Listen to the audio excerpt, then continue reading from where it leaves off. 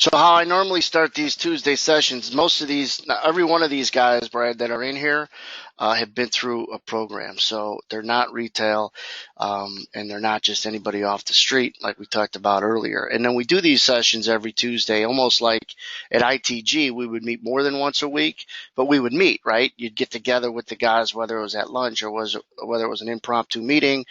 And so there's not a lot of that out there in this business, and people were trying to start to learn to trade and everything. And so part of this program is, hey, if I'm truly going to give guys value, I got to keep them coming back because things change, sometimes abruptly and a lot, sometimes a little. And so the beginning of these Tuesday sessions, I briefly just go over what's moving the market. And so last week it was Italy and Spain, mostly Italy, worrying that they were going to have a snap election, and it was creating some downside. That went from uncertainty to certainty as we went into this week. I think the uncertainty of a lack of trade deals with the EU, Canada, and Mexico, some tariffs to them, to China, is kind of creating some downside and everything else. And so for guys that aren't in my trading room every day, that maybe just come to these Tuesday sessions, make sure that you got eyes and ears on some of the uncertainty, and maybe Brad could fill in the blanks as we get rolling with him as to some drivers. He uses the word themes. Now, when I left at 10:30 Central, I told you guys that the market looked like it was pointing lower on a 24 and a 4 PNF before it started moving lower. If you look at my screen, this 24 PNF was down in here around 43, 44, and it was like, hey, if this thing is going to remain bullish, why is it down at 42 or 43 or 44 and not closer to some of the session highs? And then you looked at a 12 PNF in here, and it was where was it, around 10:30, around same price, obviously 44. So it was like this trajectory. GoToWebinar doesn't have as good at drawing tools as Zoom does. So back to the pen. But you could see this rotation just seemed to be around 10:30. Why are we down there if this market is so strong and should go through the 52s in that area that we made highs with? And then you could see, and I mentioned this in the trading room, that the greens weren't holding, right? The green edge zones were getting taken out to the downside. But when the reds came in, another red came in, they'd come off. And if you know anything about point and figure, oops, let me erase these. And most of you guys do. And Brad said when he started, that's what he used. But you come off with these footprints, they rotate back up. They use these reds. The reds are working as resistance, and the greens weren't working as support. And you know that in there. You got this support does work down in there, but the reds come in. The new ones that come in are working, and it's not coincidental that, the market was pointed down, started about 45 minutes ago. So not just an update of what's going on today, but also what's been going on the last several sessions, including this G7 meeting that's going on and some uncertainty that might be with that. And of course, North Korea, and we still got the Russian investigation that I have to remind people, if you're in front of your screens and there'll be enough time, even if you get it late and something comes out that a conclusion of that investigation is close and it's a reputable source, it's bullish for stocks, period, and bearish for bonds. If something comes across the wire that's reputable, that they got them on something, or that uncertainty, it's bearish for stocks and bullish for bonds. And I'm not saying which one comes out, just preparing people to diligently react when it does, and knowing sometimes you can make your day, your week, your month, your quarter if you're knowing what's going on and why. Let's roll this into Brad.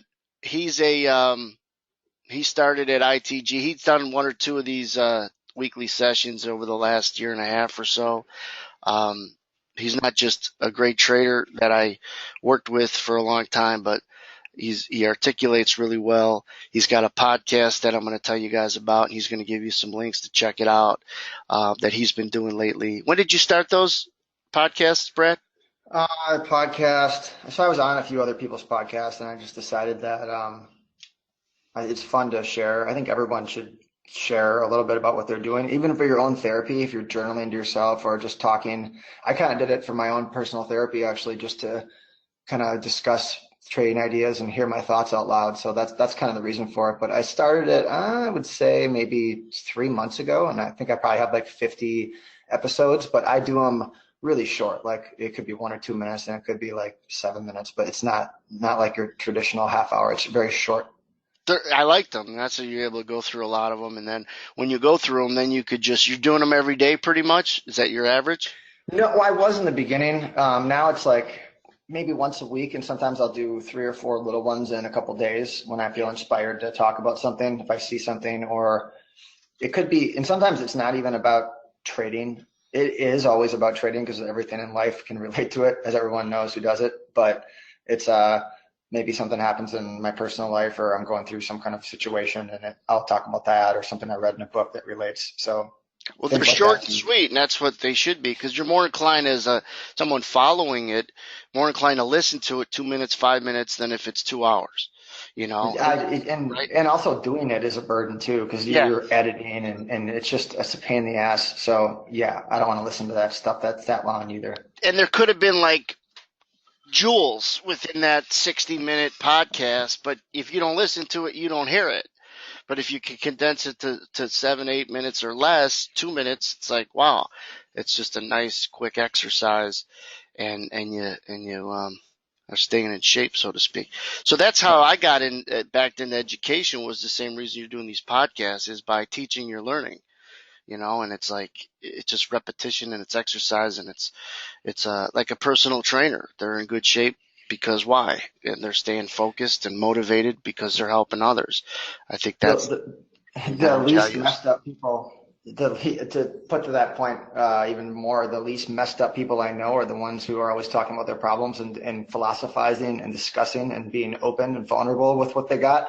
So it's partly that too, is just getting it out there. It's, hey, I went through this, or I sold the low and I was bullish all day, and I watched the person next to me do it the right way, and I'm frustrated, I'm judging myself, I'm all this stuff you go through. And I feel like talking about it, super therapeutic. You learn from it. You relate to other people. So a lot of it's just that too. It's not just you don't have to be in your own little corner. No, and the other element to the program, so you kind of know, is um, not just a trading room where people listen, but it's a virtual team room, it's called, where the only people with access to it are people that have went through the program. And so it's got a filter. In the virtual office is essentially it's like you're sitting around other guys because everybody has a headset and a mic and they could talk. And it's not too big where there's everybody talking, just like it's on an overcrowded office. But it's the immediate sharing and the banter of a prop office like we had, and because it's filtered and you don't just have anybody in there, because there's a little decorum or some guidelines, is like, yeah, conversations are going to break out, but let's get back to, hey, bonds just rallied, or this was just said, or be careful here. And it's not, hey, I'm long, everybody's long, or I'm short, everybody's short.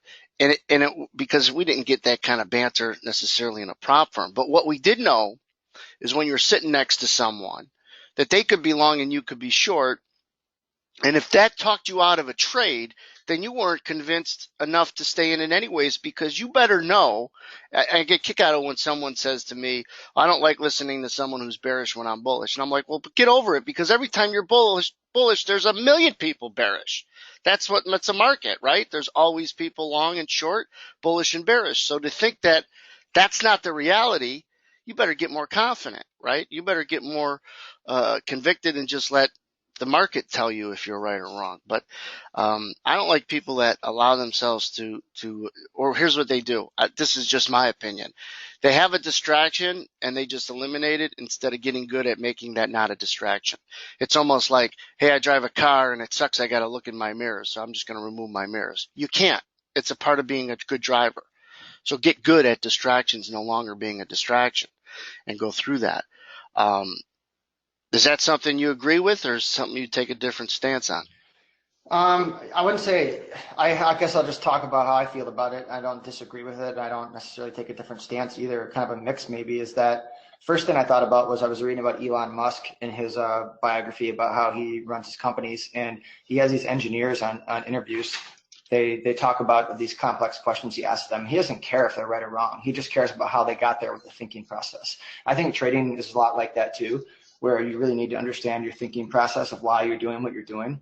Less about being long or short, more about feeling convicted in the reasons. And then if it fails, it's easy. You just say, I was wrong at my price. I got out and then I re-entered, but I can now study my process. And if you're following someone else's ideas, you're emotional, you don't really know or have that conviction, and then you're basically going to always puke when the chart says you should. Whereas if you have that conviction, you're getting in closer to that point, and you're probably holding on, and it's a different game. Then the other thing about distractions that I've learned, so when I first started my career, I moved around a lot over the years. We had an office in Florida, so I was there, and then I rented a space downtown, and then we had an office in Chicago, and I worked at home. So I was always setting up these new trading stations, and if my charts weren't exactly right, organized, the same amount of monitors, all that stuff, it's like I would just shit my pants and lose money for a week until I could just have everything ironed out and get really comfortable with my location. I got so particular. And over the years, I've gotten rid of that, where now I can just set up anywhere and I'm fine. And it took a long time to have that. So I think on the distraction thing, you have to know yourself. And if you're prone to have, like, if you have family in town, or you're busy, or you're arguing with your whatever it is, or your wife, whatever's going on, and that's a bad situation for you, it's really hard to trade smaller or not trade, but that could be the best thing you do on those days, regardless of the market.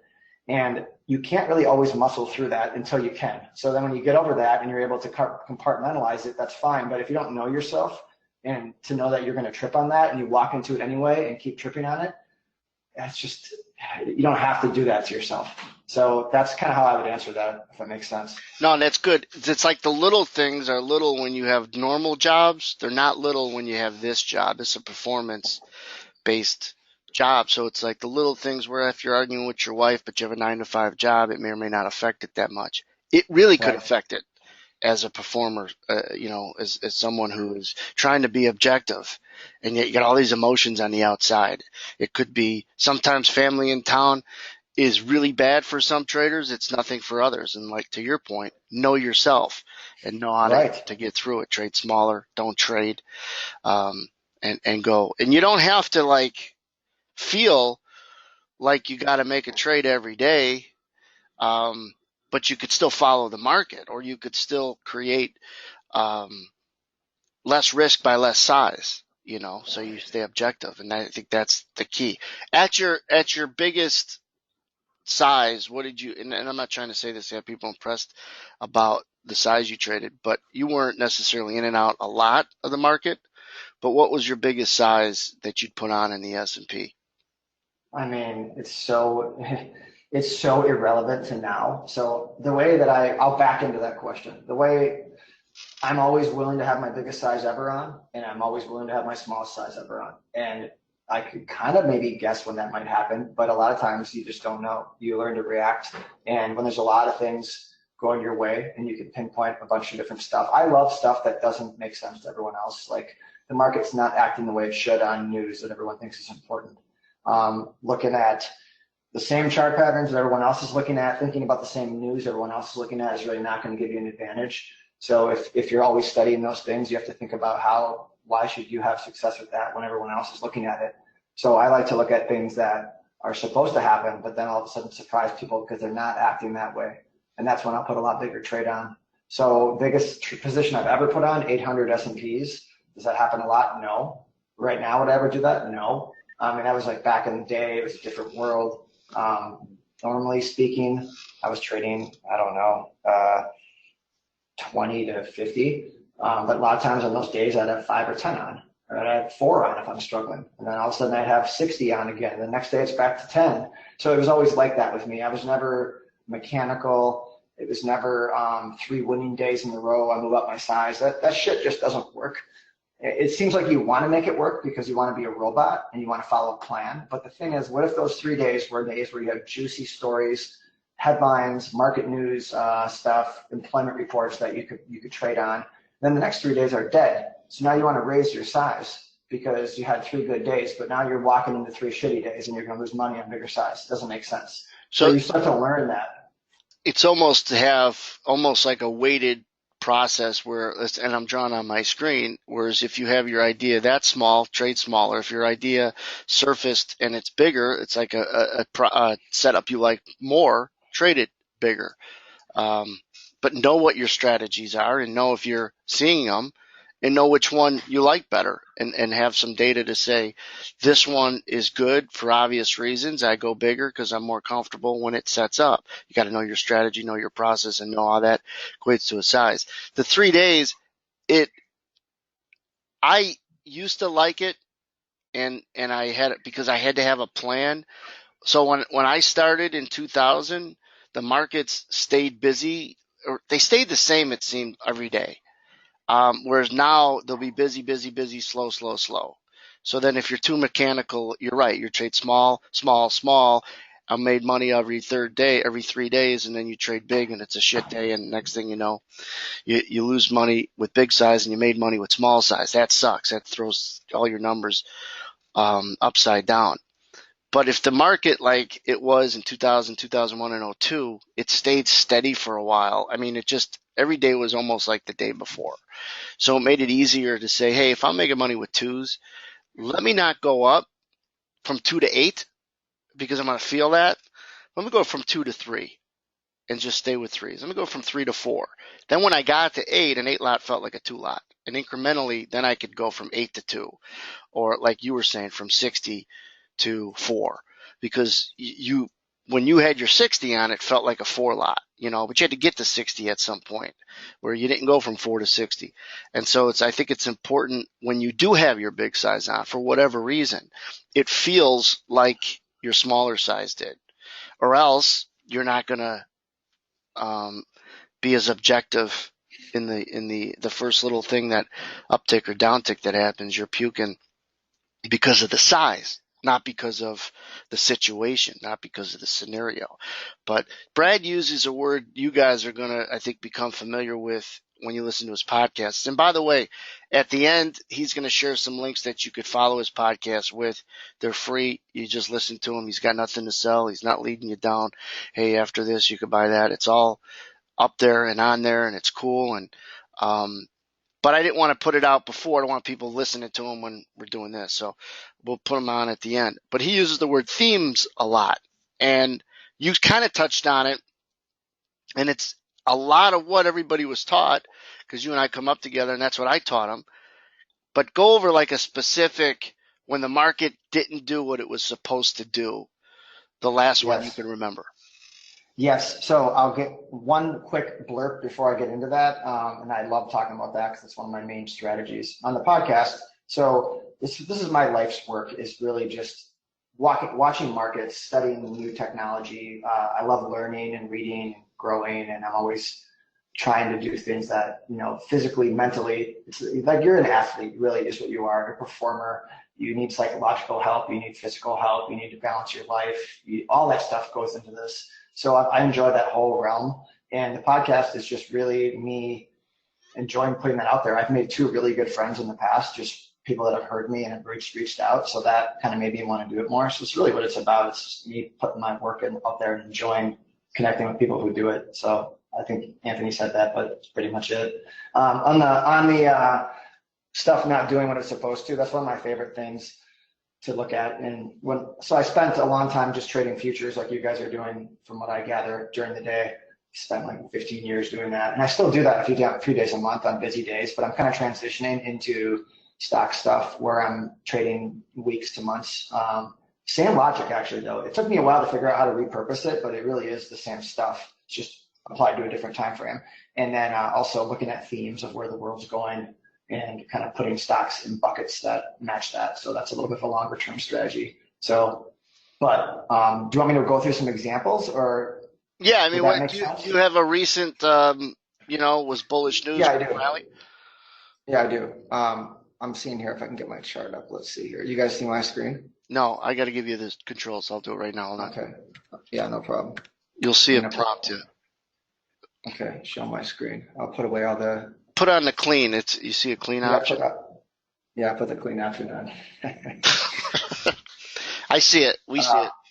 Okay, you see it. All right, I'm trying to get rid of this go to webinar so I can. Okay, there we go. Okay, so okay, I'm going to talk you through this, and this is what I triangulated stuff from a whole bunch of different sources, but this kind of gives you the idea of my process. And you might think like, how the hell does this relate to me trading during the day? But this is stuff that I figured out from trading during the day. So it's really the same thing. And you can use this with like Italian debt. CPI did this did that. We took out the stops. All that stuff like goes into your thinking. So let me work through this, and then we can go back and kind of look at it in your time frame. So Fitbit, everyone kind of knows what Fitbit is. They sell trackers, and now they're moving into smartwatches. So it's just been a piece of shit since it came public. Pretty much gone straight down, bleeding money. So I'm going to pull it up here. So you see this long consolidation, right?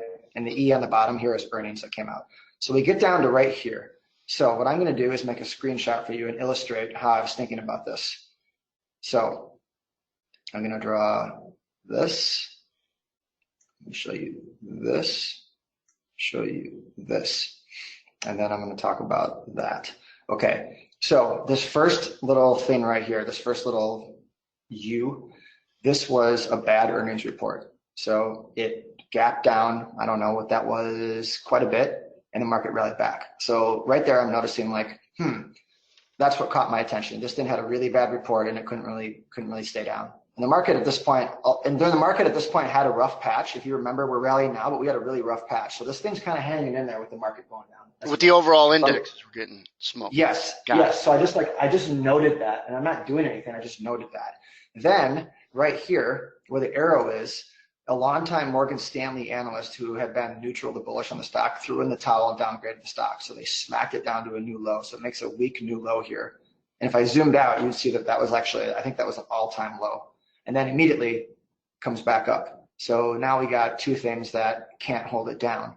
So then it pops up here, and then we get another earnings report that's total just shit and not a good report. Stock gaps down hard, walks back up. So now we're sitting right in here at this 520, 515 area, and that's when I started buying it.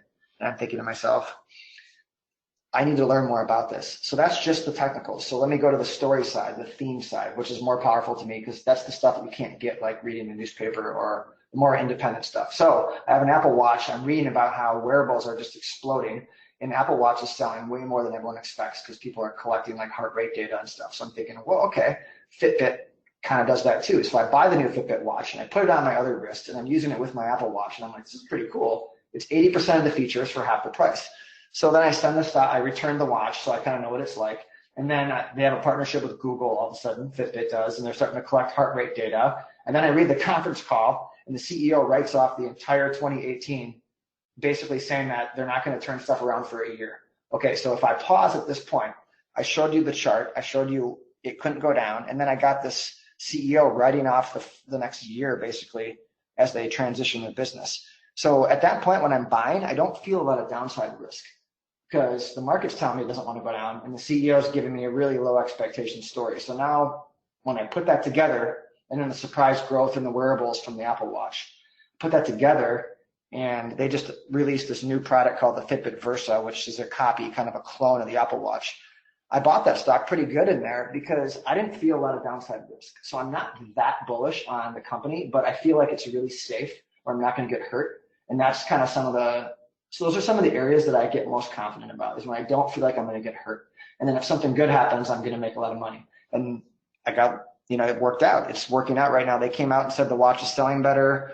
And you can say, well, the market kind of called that by how it was acting. But lo and behold, you get some good news. And now the stock's rallying and looking to take it to at least that trend line up there. That would be one example. If you were wrong, buying it in that congestion, 515, 520. Mm-hmm. I'm probably getting out.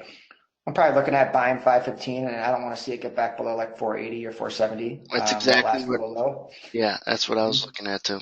So I'm risking, what is that, 25, 30 cents to make. Realistically, I mean, I want to get right up here, but a part of my position, there's no reason we can't get up. Why not? $8, $9, $10. Right. We could. And still, yeah, right. A lot of real estate here for a very small amount of risk, and that was the predominant reason for the trade. Because when I tell people I'm buying, I asked a few friends, well, that's the worst stock. I would never buy that. And right away, I'm interested because I'm like, oh, I found something that has 20% short float. Everyone hates it, But the way I'm looking at it is that expectations are zero and the stock isn't going down anymore on bad news. So I think Yeah. I might have a clue here. It's like a beach ball underwater is a good kind of metaphor to think about. When you can notice that beach ball underwater, it can't stay down when it should, is If when I'm you're reading the bouncing. news, I'm not buying this. I'm figuring out how to sell it, right? So Yeah. it's like using the news to your advantage and not really listening to too much, observing what's happening instead. It's a tell. It's like a clue, playing poker, and all the other guys got tells. And now you know when to bluff and when not to, so to speak. It's a great read. And we come up through the same kind of thought processes. And I think, Dave was the first guy that would, um, Dave, the owner, he would, and maybe you got it from him or some of his disciples, was like just divergences, when he would show the Bund. I just remember sliding over to his desk and he would say, look at the bonds are strong, making higher highs, and the S&Ps are making lows, and we're rallying with them and everything else. Now all of a sudden we can't. Well, what does that show you? And then all of a sudden you hear MF and this sucks in the room. Why? Because the Bund no longer is going up when it should. He says that's your best short. It's not doing what it should anymore, and that's exactly what you're saying. Only you're attaching it to these straight fundamentals with news on a longer time frame. So I didn't mean to interrupt you. What? So no, no. And one thing I'd add to that is when you say, so I was never a trader who traded the same size every trade. And the reason is because when I would line up like 5 or 6 things from a whole bunch of different angles like this, I trade a lot bigger because I have a lot of stuff going my way. No one else is really doing this trade with me. I don't think a lot of people are looking at the same thing I am, so I'm trading it bigger. If it's in the news and everyone's talking about it, I'm not trading it bigger because I know I could get stuck with everybody else. So it really, that's why I don't just trade technicals. I like to have a story and a theme and know when people are stuck. And then when the technicals line up with that, I'm trading much bigger because if I was smart, I would only wait for those trades and just trade less. So that's what I'm trying to do, is trade less and trade more convicted, as opposed to getting tripped up trying to chase a bunch of stuff that's just marginal. No, that's good. So when you say technicals, are you referring to straight technicals or chart patterns and Yep. things like that? So yeah, I don't do.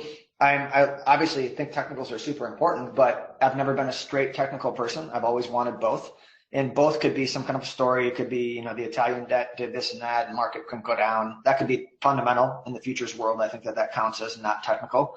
I want to have something else than just the chart pattern, because if I'm just buying chart patterns, I'm never buying them with big size because everyone else can see that.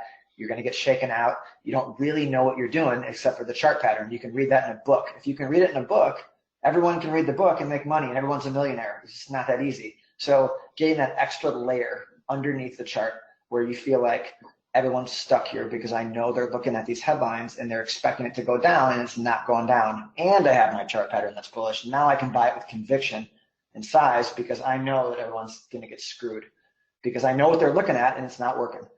That to That's me is a very different game than just watching a chart pattern. Yeah, that's where the patterns I like are transitional patterns that I teach. Is like when the pattern of it's supposed to going up just got everyone trapped and they just faked everybody in to get long and it didn't go and now they're stuck. And if you could overlap that with another bias, I mean, one thing that I want to keep getting better at is that helicopter approach, or looking at the market not necessarily from 30,000 feet up, but maybe 5,000 feet up for a day or a couple days. Whether I hold on to a position longer or not, just more conviction that, hey, I'm just going to play it from the long side today, or I'm just going to play it from the short side today. And that's, because the S&Ps, and you know this from watching it's very rotational, right? And it's like very rare. Does it have a good upside and downside move throughout the course of a day? Sure. But it's not up, up, up, up, up, up all day or down, down, down all day. It's not trendy, in other words. And that's where most No. people get stuck, is the trend is your friend. So they all try to get on one side and think that's the right side all day. Wrong market, right? Yeah, unless it's like one of those 1 to 2 days a month. I'll talk about that in a sec about trend days, kind of one little trick I used to figure out if it might be a trend day. But on the S&P stuff too, or on what you just said, I agree with that. And one of the best pieces of advice I got when I was struggling back when I was trading at the prop firm was I don't know if it was the owner of the firm or someone else, an experienced trader, told me that if you really believe it's going up and you have a bunch of ideas, a lot of times when you're really struggling, you're tempted to take the quick trade in the opposite direction, and then you're going to catch the up move. And it's like you overthink it. So it's like, yeah, it's going to go up, but I'm going to make a little bit short first and then flip long. And then you end up getting caught short and it goes up and you get blown out and you're so frustrated. So resist the urge to do that. You don't need to do that. That's not a scalable trade. That's not really your money-making trade, unless that's who you are. As you're a very short-term counter-trend guy, that might be different. But if you're really bullish and you find yourself wanting to steal some money short, probably not the best move. That's a good way to say it. Before we were off on this, and I interrupted you. Were you going to go to another chart? Oh, I was just going to say, yeah, I'll go to another chart and give you another example of the not acting the right way on news. But the other thing, just for futures, the advanced decline line, it's $ADD on TradeStation. I don't know what it is for you guys, but the NYSE advanced decline line. Do you ever watch that? I don't. Should I? Well, it's what I do with it is on a daily basis. It doesn't really matter that much, but I think the total amount of stocks in there is like 3,000. So like minus 3,000 is going to be the absolute worst it can be, and plus 3,000 would be the best. That would be advancers over decliners. So plus 3,000 would mean every stock's advancing. Just to give you an example, 0 would mean half and half. So one of the things I've noticed is when you get pre-market news, no matter what the news is, especially news that's a little fishy, like China overnight, or like some report that we thought could be weak that indeed was weak, and we gap down and that thing opens at like minus 1,500 or minus 1,800 and then starts walking up. That's like the first signal to me that we might be getting a trend day in the opposite direction. It's almost always happens when we do get a trend day, but it doesn't mean that it's going to be a crystal ball, but it's a pretty accurate indicator. So it opens my mind. So for example, like let's say that tomorrow China says the trade war is going to happen with the US and we open up down 30 handles, let's just say, and the advanced decline opens up down 1,600. So if the advanced decline opens up down near like 2,500, usually it's a really tough day. You don't want to get in the way. It's just we're going down a lot of the day. But when it opens up like kind of weak, but not too weak, and there's some news overnight, a lot of times it just starts walking back up towards 0, and it'll end the day like up what it was down, and then S&Ps will all the way down and go on a trend day up when no one expects it and everyone's trying to sell a retracement all day, and it just doesn't. It seems to trap people at the time when they least expect it. So that's one indicator I'll watch just to open my mind that, hey, I know everyone's bearish, but it could be a trend up day today if this starts playing out. So for what it's worth, I do watch that, and I found it to be accurate. That's a good tip. I'm going to pull that up. Yeah, and I don't want to confuse people because you have to watch it on your own a lot to kind of get a comfort zone with it. And most days it's totally useless and I don't look at it. But when there's a big gap, I will watch it and see, because sometimes, you think you're selling a retracement and everything seems negative, but those are the days when we trend the other way all day long. And then it's 1 o'clock in the afternoon and you're trying to sell it still, and you're like, well, the biggest move is probably still coming the other way, because once that train starts, it just goes, and then you feel like you've missed it, but then there's still another 20 handles to go. You know how those days are, those trend days. Mm-hmm. So it's kind of getting on that. All it takes is one stupid short that you put on, and all of a sudden you're stuck short and you're missing the move up. That's right. Exactly. Double screwed. Yeah, so another example here. You still see my screen? Yes. Okay, so I'm going to pull up Twitter. Okay, so similar. Everyone knows Twitter. It got crushed here from 70 and the IPO down to like 16. So I'm going to zoom in a little bit, and I'll take another screenshot so I can draw on the chart here. This is another one I did. I'm still in this one too. Okay, so right here we had news. The news was that they were a buyout target. So it popped up on that. So that I would never want to chase that. That's, to me, that's because then they're not a buyout target right here. Yeah, right. Guess what? Right back down, right? So I don't want to buy that. But I know that that's in the market now. So that's probably going to be a little bit of a bid. So if you're short, that's something you got to watch out for. Okay, so then we come back down to make a low. And then when you have a little bit of a rally right in here, okay, fine, I'm doing nothing right now. Comes up, I'm just watching the stock. Right here is where I start paying attention. Right here. We have earnings where the E is, and it's bad. We come down and we start walking back up. Okay, I'm watching it. It's kind of coming back up, not staying down, but I don't really want to do much.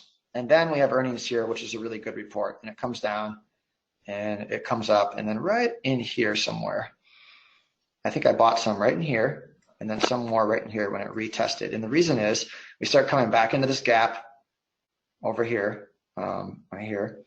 So I think we're going to fill that in. And I like buying it against this area.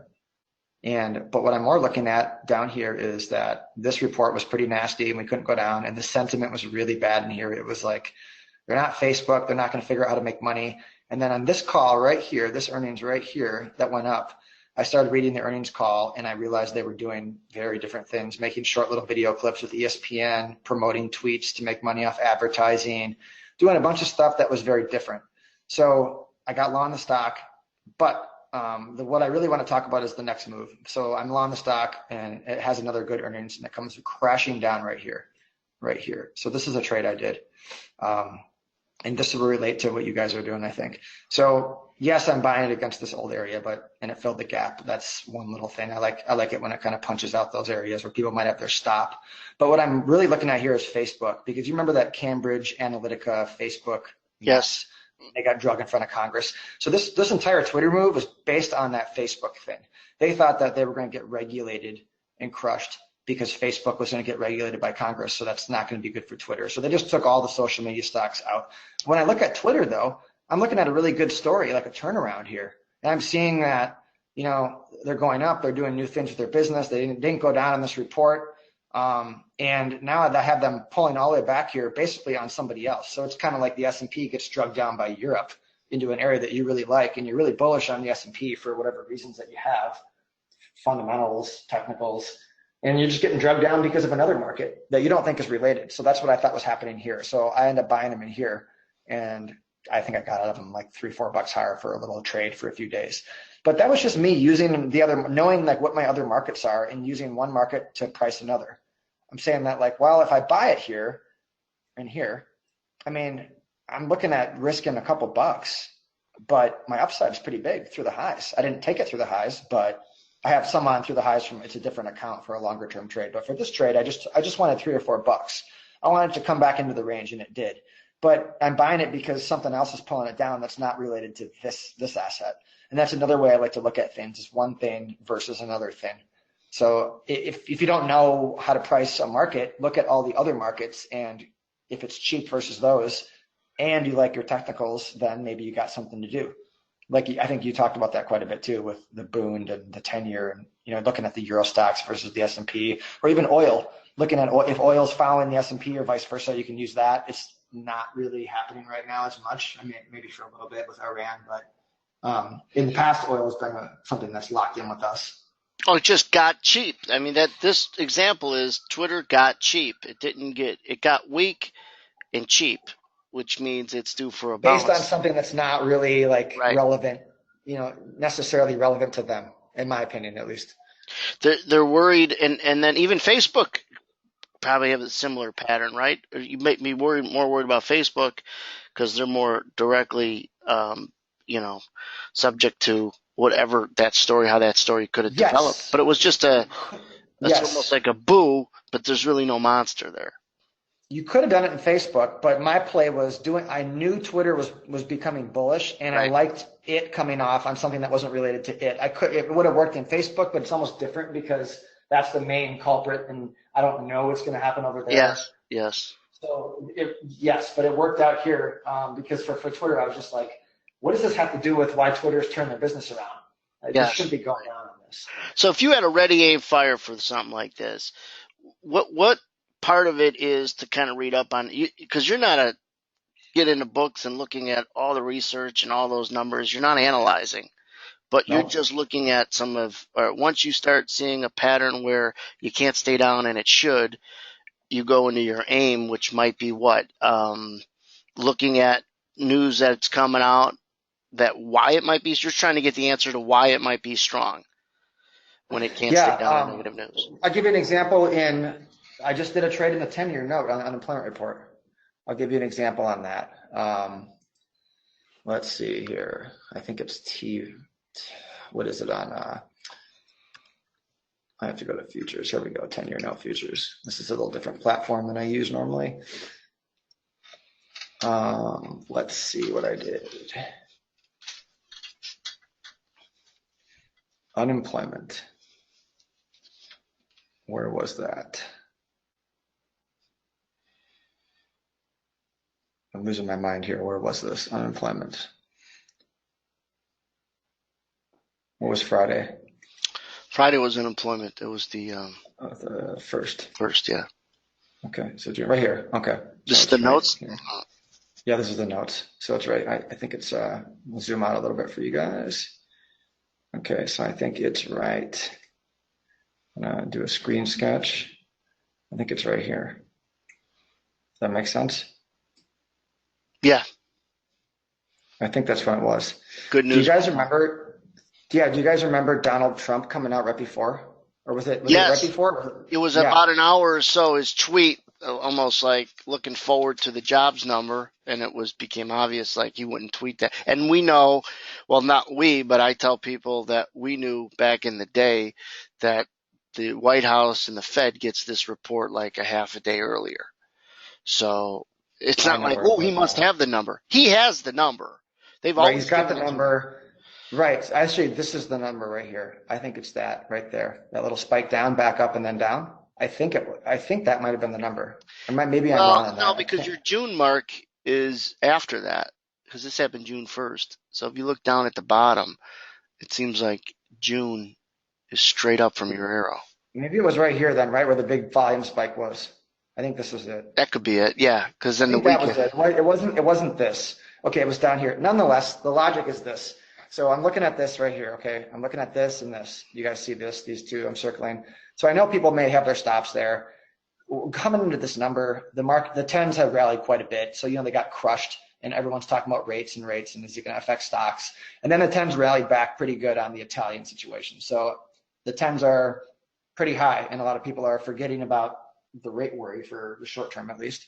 And then this thing gets beaten down. I think the Trump stuff, I would guess the Trump stuff I think was right here, and then the number was right where this arrow was.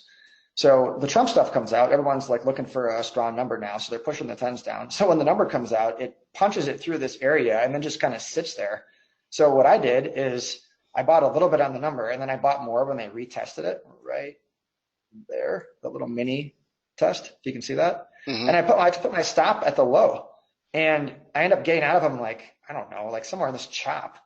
But I don't know, it doesn't look like much, but that was like 5 or 6 full ticks, like 12 boxes. And my whole thought on it was, everyone is expecting this. We've taken out these stops, so everyone who's going to sell is already sold. So I'm risking, again, my risk is low here. It might be wrong, but I'm not really going to get crushed on this, especially with Trump tipping look at how much they priced in from Trump. I mean, they made the market half a handle going into it, so it wasn't that big of a blowout report. So I was against the trend there, but I'm using the news and I'm using the positioning and where I think people got stopped out, and I'm putting on a trade. So that was a day trade I did, just based on that logic. The S&Ps didn't even go up. They right on the news. They were trading 17, 18. They went down to 14. They went down on that report, 3.8 and 223. It's like, and because they had priced in and walked up from his comment like I was or his tweet like an hour earlier, and it's one of those things where it's not one of those where, oh, maybe he's got the number. He's got it. So does the Fed. I think Thursday afternoon, the data is given and delivered to the White House. But it's unorthodox for him to come out and talk about it ahead of time. Nobody has. I've never remembered anybody saying, and he's not going to tweet if it was bad, right? If it was, or in line. He's not going to say looking forward to the number, especially if it's bad and he knows it, or if it's just as expected. It was 3.8, and he knows a couple things. He knows that 3.8 means it's like a cycle low, and that's what the retail and most people look at is the rate, and that was pretty bullish for stocks and bearish for tens. But that's a good story that played out, and so will you be in front of your screens every Unemployment Friday then? Is that one of the days you make sure you're around? Yeah, unemployment is usually a day I'm always watching, and then otherwise I'll watch if ECB has a big report. I like CPI because inflation's in play. Right. If there's a really big retail sales, that's important. I kind of pay attention to the days where it kind of keeps me out of my own way. So like the day after unemployment, it could be a good day, but I look at my stats historically, probably not my best day. So there's a lot to be said about how the market determines, like long term, you're determining your success, but that's monetary goals are very difficult in trading because you can't really predict what you're going to make because you don't know what kind of market you're going to be trading. So in 2008, you're probably going to be doing a lot better because it's very busy. And we've had a decent stretch the last chunk of months, I guess, especially at the beginning of the year. And it was terrible last year, right? It's just not good trading. So if you have goals on yourself monetarily and you're in a shitty market, you're just going to be beating yourself up because you're not hitting your goals, but that's not really rational because the market is not moving.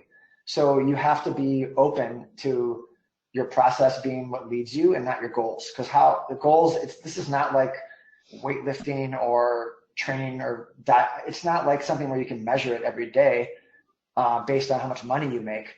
Because who knows what the market's going to do.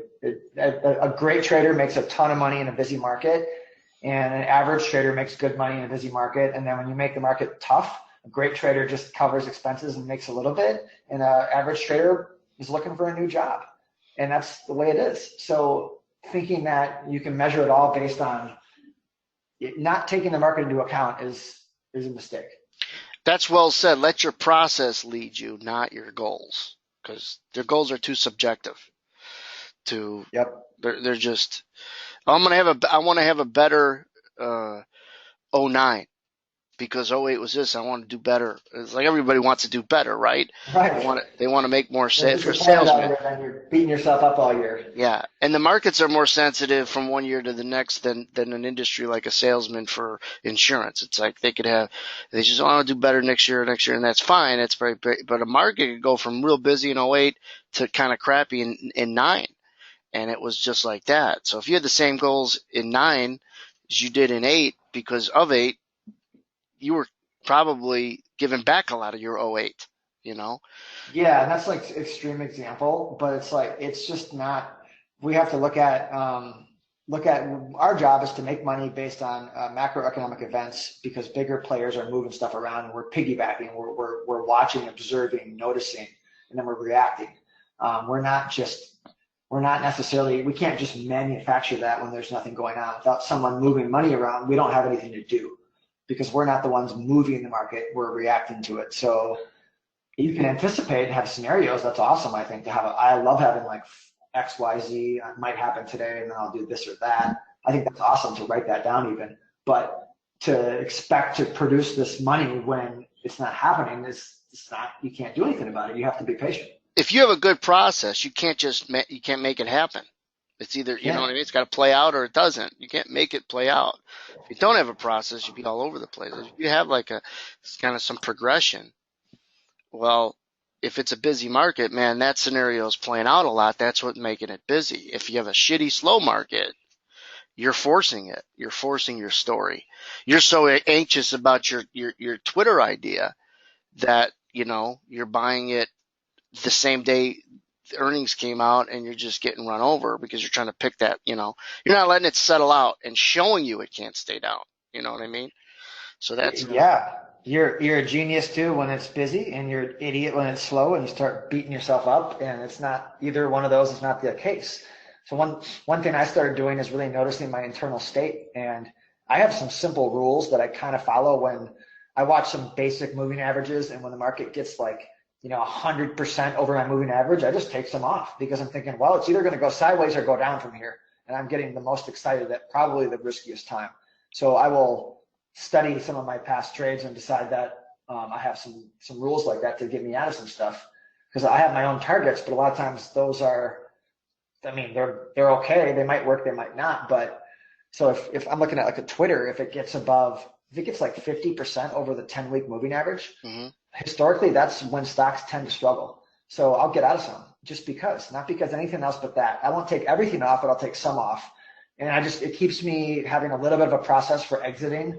In the stock world, the exits are way more important than the futures world. In the futures world, it's all about entries because you're leveraged. So it's really painful if you buy a bad spot because you can't take any heat really. It's tough to take a lot of heat. Unless you're trading really small and you have a system where I'm trading small and I'm looking for bigger moves, that's fine. But in the stock world, it's less important to get the perfect spot and more important to exit well. It just is that way. It's different when you're holding not during the day. So that's something I had to learn. Because if you want to get out of your S&Ps, you just click out, and it's pretty quick and easy. But when you're trading stocks and you're holding for a few days, it gaps up, and then a half hour later, it's halfway back down, and it really matters more how to exit. So I focused on my exits more lately. And then determines your entries, right? Yes. Getting in. Either I'm getting in at a price where, a good spot isn't only buying like a deep pullback. A good spot could be buying a high. Because if you buy the high and it goes your way right away, that's a good spot. And if it's a divergence and you're buying it because everyone's stuck, buying that breakout could be a great trade. But if you buy every breakout, it probably isn't going to work very well. But if you put a few things together, breakouts can be awesome. Identifying when they're good is like part of the skill of being a good trader. And then getting out when you're wrong is the other part of the skill, or part of the process even for that. Part of the process probably, the skill. And then, go ahead. No, you go ahead. I was just going to say that, what else was I had something else to.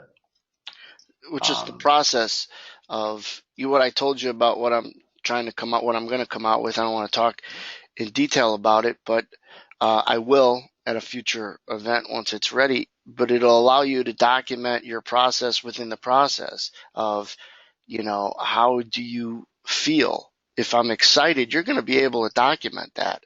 Because if you're excited about getting long, it's generally not a good long, right? Or excited about something.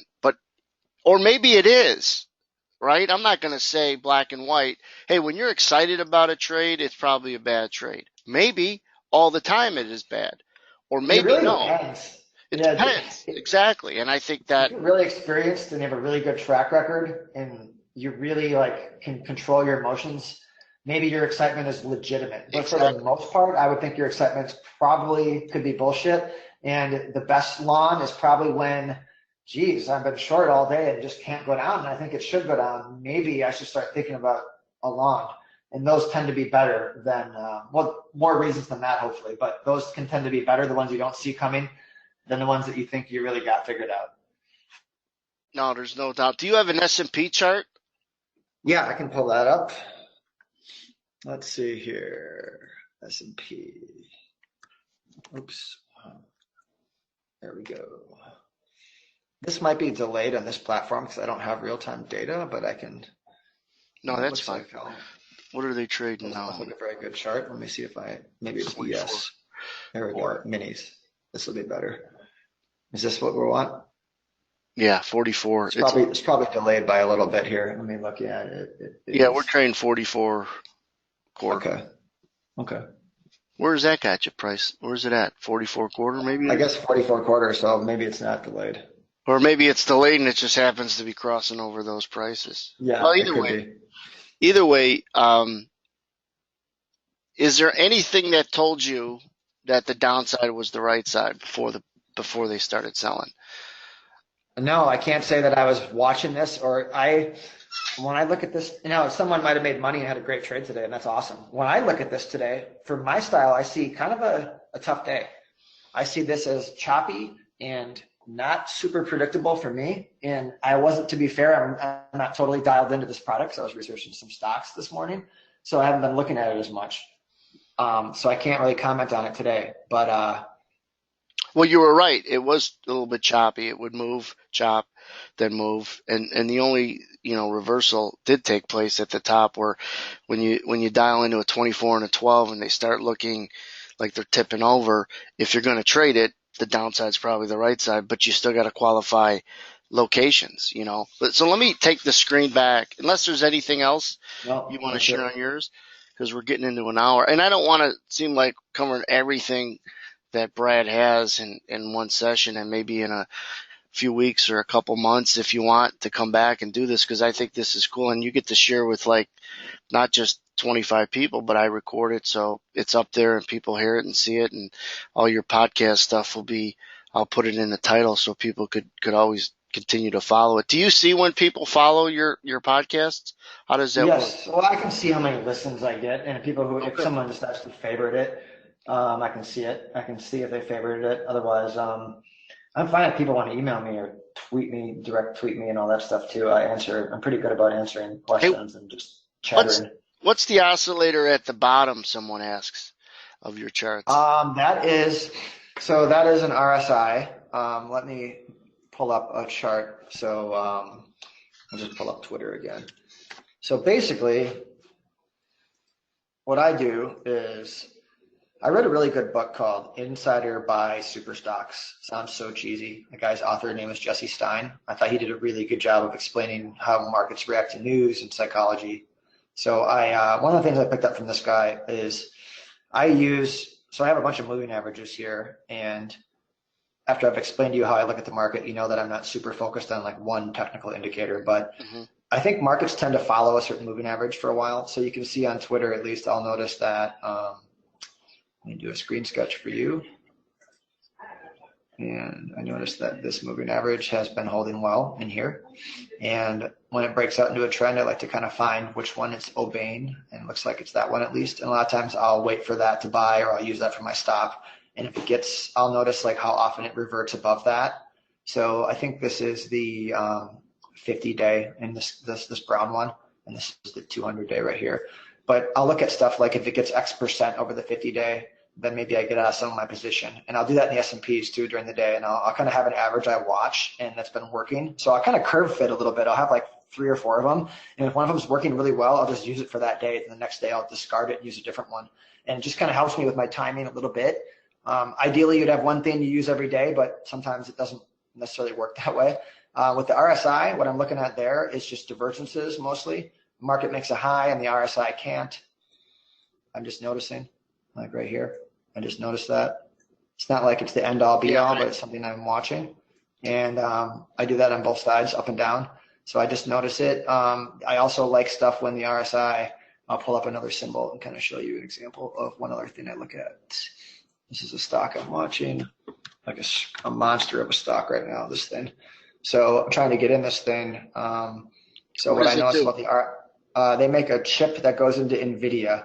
So they make a power conversion chip that makes all these NVIDIA chips more efficient. So they kind of have a monopoly. So this is a kind of a company in a good position right now.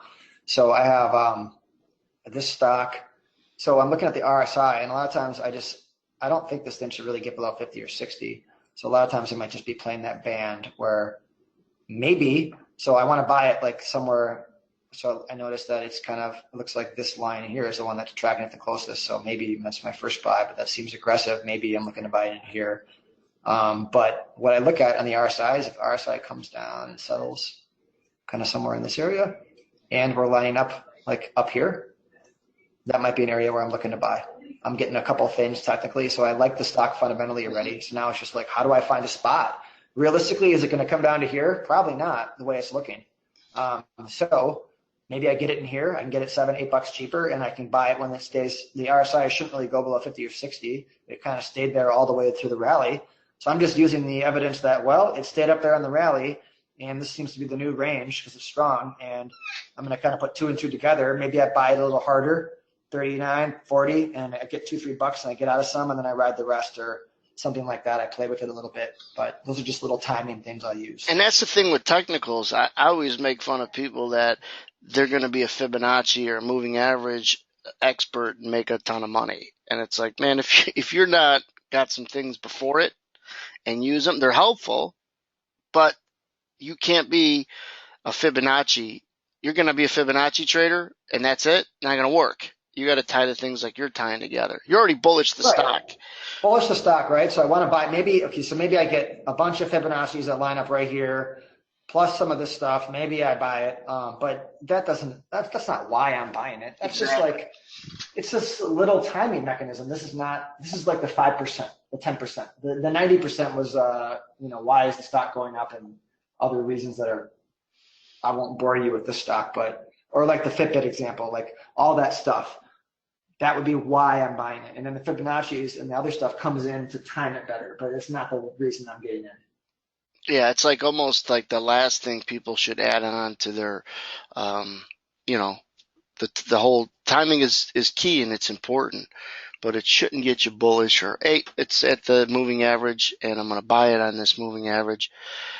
because the moving average is been holding and it's going to hold again, and the RSI is there, and you're long, and then it doesn't work. It's like, man, it always works when I don't play it, and then when I do play it, it doesn't. You got to have that strong kind of underneath, especially in stocks, where they're It's an going to, art form. It really is. Like yeah, there's no method for ask anybody, how do I get in this? I think it's going to 80.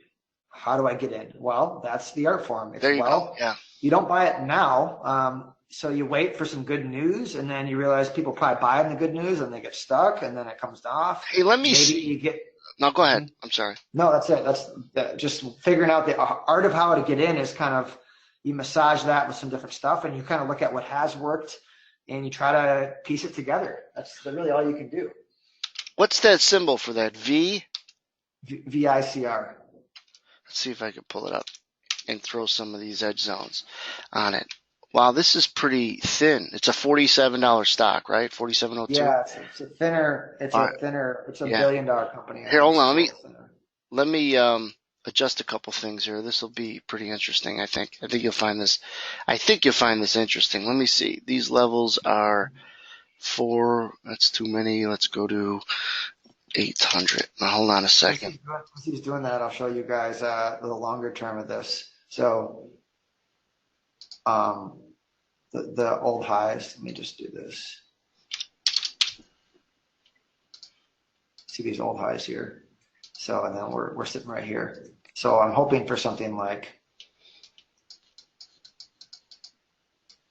that eventually to get through this stuff, because from the research I've done, the business has changed. They're on a really unique product, and it should take out the highs of 2001 based on, look at this pattern down, this base for 10, 15 years is based. So I think it has that potential, but it's just a matter of where do you get in. I think you can't just chase it. So it's not easy, but at the same time, people don't want to buy it because it's gone up so much, but who's to say it's not going to go up a lot more? It's just a matter of getting in at the right time, which I think will hopefully be somewhere in here. All right, hold on. I'm still playing with these numbers. I'm trying to tweak it because with these lines. Great, go ahead. As he's playing with that, another thing I would say is when you make a trade, like say you buy this thing right here at 47 because you just can't stand to miss it anymore. You have to ask yourself, if I do this 1,000 times, am I going to be profitable? The answer, I think, to that is no. You're going to get stopped out and be pissed that you didn't wait. So I try not to do it one time if I'm not going to do it 1,000 times. It's easier said than done, but when I'm really emotional or feel like I have to give them something, I try to remember that. Hey, what prices were you looking to buy when it came back down, roughly? Probably like 38 to 40. All right. 39, 38. Well, there's I still got too many bars. Although this one's worked already. This is pretty interesting before that. Let me just show it to you, and I could tweak it while we have it on there. Let me grab my controls back, guys. Just be patient. Show my screen. That guy. So I brought this company up, and it's Victor Corp, right? And I've got it on a 12. Vicor, okay.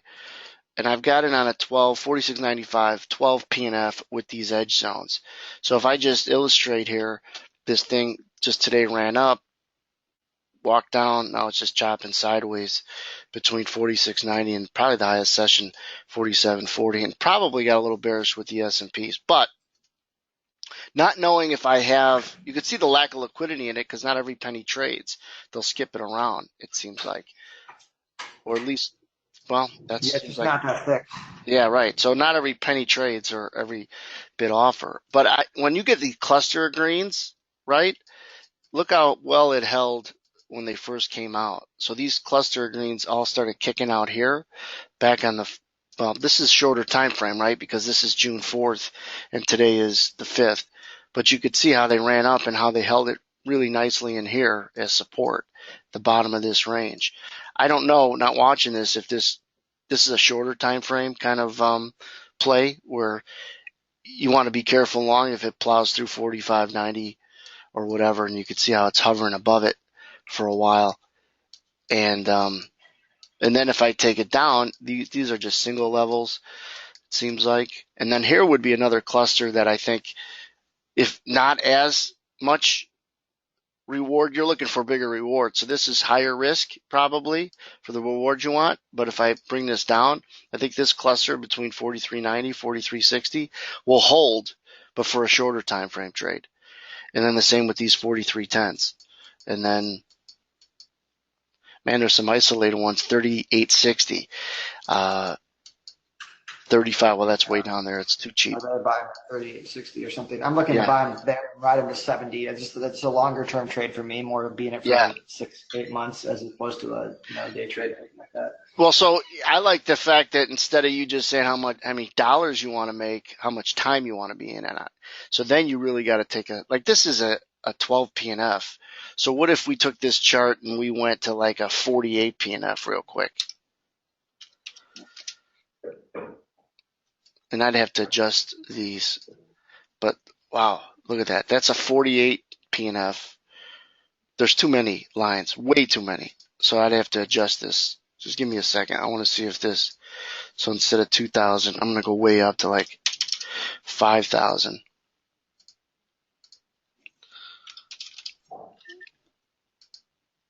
There, I got rid of some of them. Not enough. This is like way too busy down there. So let's just go. Give me one more second. So this might not be fun for some people, but I like drilling down on a healthy number to be like, okay, let me not just be. See, this spreads them out pretty decent. 41.40. I think that this is kind of giving you a sense of when to stay out of the way or when to kind of time what it is you want to do. And I don't see anything down at your 38. But here's the thing. When we get down to 38, you might see some of these levels light up. That's what's cool about it. Just like in here, right? You might start to see them light up here and say, okay, let's pretend this is your 38 even. It's like what time of the day you want to buy it. And maybe you see these come in like this and say, I want to buy it in here. I don't know. I'm just thinking out loud with stuff. But 6-8 months is a long time to be in a trade. It's just another thing to look at, the timing of it inside the day that you want to do it. But I think I've spent months, or months is an understatement. I've spent years working my time frame up. I still step in and day trade sometimes, but it's just my choice to move into a different style of trading so I can be more scalable and kind of put more on and not have to be so stressed out each day getting in and getting out. So I've chose to kind of move this way a little bit, but it's the same thinking. But it took me a long time to kind of figure exactly out how I was going to do that. It was not just an overnight thing. I think that with guys that are always trying to figure it out, is you got to figure yourself out and have a playbook of what you like and how you're going to pounce on that trade, getting down into the weeds. Because no matter how long time frame the idea is, the reward is, the risk is, you got to get involved in real time. And the emotions when it comes time to buy it are going to be there, right? And generally, if you're in it for 4 or 6 minutes or 4 or 6 hours, there's good locations for every time frame, period. And you said That's it. probably the best point is knowing yourself, because if you're a really analytical person and you're really kind of always worried about every tick, then maybe you need to have a strategy that works that way. That's fine. If you're more of a big picture person and you like to trade medium, smaller size for you and have bigger moves, take 10, 15 handle winners, risk 5, 6 handles, that's fine too. You just have to know what you're going to do and be good at it. The worst thing is when you get into a trade, I'm going to scalp this for 6 ticks, and all of a sudden it goes 6 ticks, and you're like, well, I think it's going to go 20 ticks. And then all of a sudden, now you have a problem on your hands because you're giving back your money, you're changing your plan on the fly. So you have to have a plan that you go into the trade like sized and ready for that plan, not maybe it's going to keep going. Well, then you're second guessing everything, and you're always disappointed in yourself. The only thing that you got to keep yourself open to is something you anticipated before you got in the trade. So if you're like, I'm going to be in this trade and I'm going to look for 6 ticks, be consistent, or I'm going to be in this trade, but if I see X and you see X, then get the hell out. But don't get in the trade and then look for X that you didn't want to look for. It's got to all be part of the Right. process because you don't Right. know. New information is fine, but don't just regular price action shouldn't radically change your plan. It's got to all be anticipated, right? I mean, there's nothing good that generally comes from changing it when you're in the trade. When there's emotion and when there's a bias, which there is because you're long, your mind is going to look for things to probably screw you up. So, boy, you better have that plan. That's where people who get stuck. It's like they didn't have a plan to buy it there, and there, but all of a sudden they do now. Why? Because it kept going down. It became a plan after the first trade. Usually adders are like they didn't plan to get in there. It was one stupid idea that got them long. Didn't work. They bought more lower. That didn't work. They bought more lower, and now some stupid idea and any kind of skill you might have is turned to hope, and you just need it to go up to break even. If you're lucky, you might break even on the trade or lose a little. It's just crazy. And I've always stayed away from adding.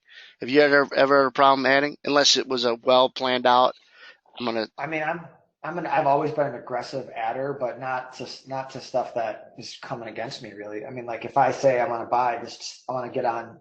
Let's say I want to get on 9 S&Ps, and I put on 3. If I'm intending to add 6 more at a lower price, I'll do that. But that's part of my plan. That's the reason I bought 3 and not 9, because I'm gonna buy more because I like the area, and that's okay.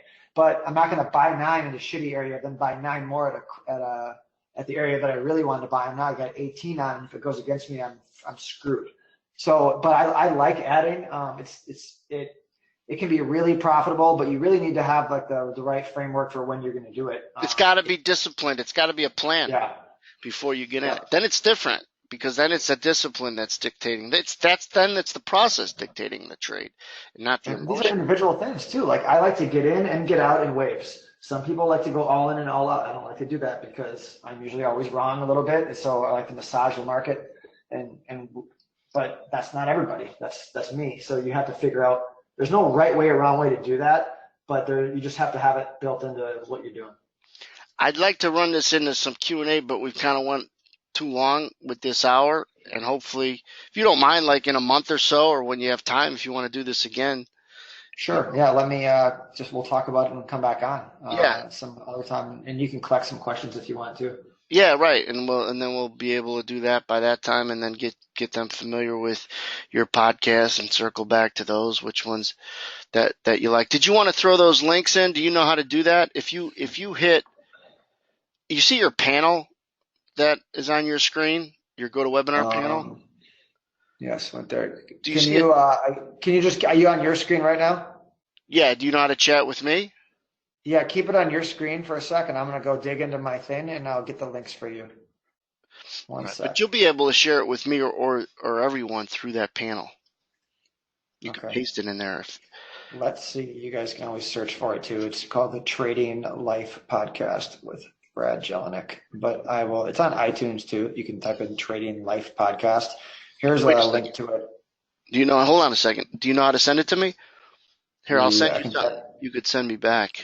Here. Here's one link to it. Did you see that? Oh, I got it. Yeah, good. Okay, but I'm going to give you the iTunes link also because I think a lot of people will be more. It works on Android too if you have any podcast. This first one you gave me is for what? That's for Anchor. That's the platform I actually use to do it. Why is I can't copy and paste this. Why can't I move my mouse is not working now. Well. Give me one sec. Yeah, I'm hung up here too. It's GoToWebinars locked my mouse up or something. But if you guys are interested in, it's just this kind of stuff. Like what we talked about today is kind of a lot of what I talk about, but also it will be other things we didn't cover and emotional disruptions and stuff like that. How do you deal with those? What are some good search words that would find what they're looking for? And I'll just type those in here. Type in Trading Life Podcast by Brad Jelinek. Trading L-I-N-K. Life Podcasts. How do you spell your last name? JELINEK. EK.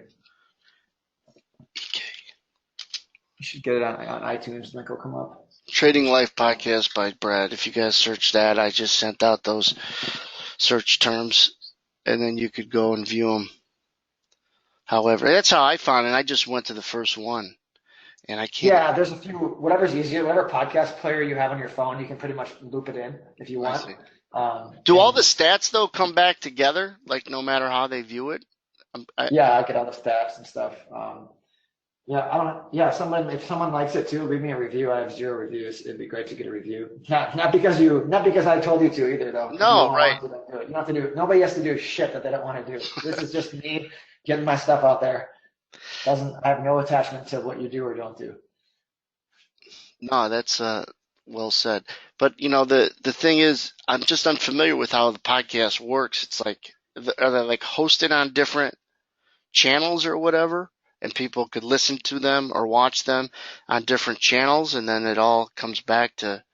Yeah, pretty much. Am I saying that right? Yeah, you host it somewhere. It's like a website. You host it somewhere. You can view it through. You can host it, and once you hosted it, you can view it through like any web browser. Kind of a similar thing. Got it. That makes sense. So, and I would just, like I said, go through it and maybe in a month or so come back for one of these sessions, and we could find what people would like you to expand upon on one of the topics that you have, because I like your waking up less groggy. I think. Yeah, that's one. I had a problem with that where I couldn't get out of bed, and I'm thinking to myself, well, I'm so groggy. So I started looking at my diet and stuff. It's just stuff like that was holding me back. You guys can tweet me too. You can search, it's at JELINBRA questions. You can also leave a question audibly on this podcast. I think you can actually leave. What's your Twitter again? I'll pop it in here. It's at JELINBRA. BRA. Jellin. Got it. That's cool. You're doing a lot of things like, when you're doing a lot of things, you're pretty approachable, like this Dr. Steenbarger. I don't know if you've heard of him. Yeah, I've actually talked to him before. Yeah, he's a really nice guy. Very approachable. Yeah, very approachable, and gets back to people and things. So it's kind of cool. But people don't realize. I want to do this more. Yeah, I want to do it more as I get older too, because I'm 37 now. I've been doing this since I was in my early 20s. And when you get older, it's just more rewarding to talk to other people and not just sit and do it yourself. So I plan on doing a lot more of this stuff going forward. Is I work on my stuff. This takes me a total of like 10 to 30 minutes a day to dabble. So most of my day I'm doing my work, my research, and I have like 2 or 3 people that I'm always on the phone with and who are sharing ideas with me. So I built my own little group with the same experience level. So that's been awesome, which I recommend you guys doing too. If you can get like a group of people together who are pushing each other and going over stuff that are similar in the journey. Maybe some people are slightly ahead, some are slightly behind, but kind of a good group that way. It really elevates everybody. And that's what they got like in this team room, and they could break off if they think one guy is more overlapped to what they're trying to do and work. But when you break it all down, you really can't make anyone drink. And so marketers out there will try to tell you, buy this, buy that, as far as just indicators, a red light, green light, and it'll work. Now, everybody in here isn't like that, or they wouldn't be in here. But that's thought process. Gotta learn how to think. Gotta know how to and so some people will help you more, some less. I think you can learn from everyone. I learned from Paul. There's a guy, Paul, I don't want to say his last name. I don't think he was there when you start. What year did you start? 2002, 2003. He might have been gone. Paul K. And there was a couple Pauls, but Paul K. Kaz, I won't say is the last part of his name. Do you remember Paul Kaz? No. All right, so he was gone, but he was the worst trader that was ever there. But I learned a lot from him because it's so remarkable how you could justify your shitty trades in a review session.